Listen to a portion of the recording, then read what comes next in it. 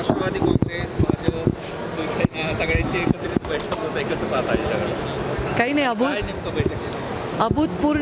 अभूतपूर्व अनुभव आहे. आम्ही बैठक आयोजित याच्यासाठी केली आहे की आता सगळ्या कार्यकर्त्यांचा समन्वय तर झालेलाच आहे. इकडे आम्ही एक यंत्रणा कशी आपण इलेक्शनमध्ये काय काय करायला पाहिजे याच्या सध्या त्यांच्या काही सूचना आणि आमच्या काही सूचना असं मिळून आजपासून लोकांना ते आराखडा तयार करून मग तिथून पुढे कामाला लागतील. तसंच आमचा राऊंड झाला आहे. सर्व विद्यमान आमदार आणि माजी आमदार सर्वांचा एक राऊंड झालेला आहे. तर एक समन्वय म्हणा, एक गेट टुगेदर असल्यासारखं म्हणा. जसं आज ईद मिलाप आहे तसं आमच्या कार्यकर्त्यांचा मिलाप आहे.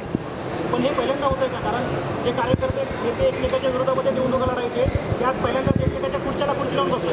हो, आता हे आमची युती आहे ना, त्याच्यामुळे वरती दिल्लीत आणि राज्यामध्ये जशा खुर्च्या लावून बसणार तशा आम्ही पण बसणार. राष्ट्रवादी काँग्रेस होतं, शिवसेना होते, त्याच्यासोबत मनसे देखील महायुतीमध्ये सामील होते. त्याचा पाठिंबा दिला. बीड जिल्ह्यात कसं पाहता या पाठिंबा? त्यांचे कार्यकर्ते पण आले तिथं. हो, त्यांचंही स्वागत आहे.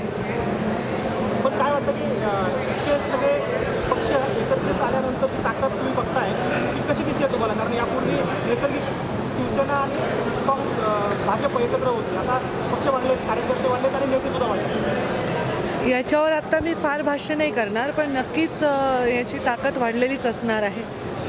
आणि हे विषय वेगळा आहे. हा लोकसभेचा विषय आहे.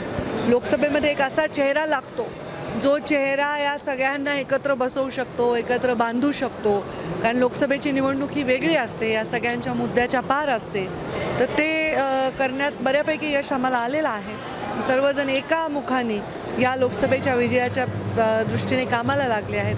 विजय तर निश्चित आहे. आता किती ताकद वाढेल कळेल 4 जूनला. बऱ्यापैकी त्याच्यावर सगळ्यांना कळेल की काय काय आम्हाला फायदा या सगळ्या गोष्टीचा झालेला आहे. मराठा आरक्षणावर सरकारनं तत्काळ निर्णय घेतल्यास मी उमेदवारी माघारी घेतो असं बजरंग सोनवणे यांनी म्हटलंय. मराठा आरक्षण मला याच्यावर काही टिप्पणी करायची नाही, कारण याच्याविषयी काय बोलायचे ते मी सभेत बोलीन.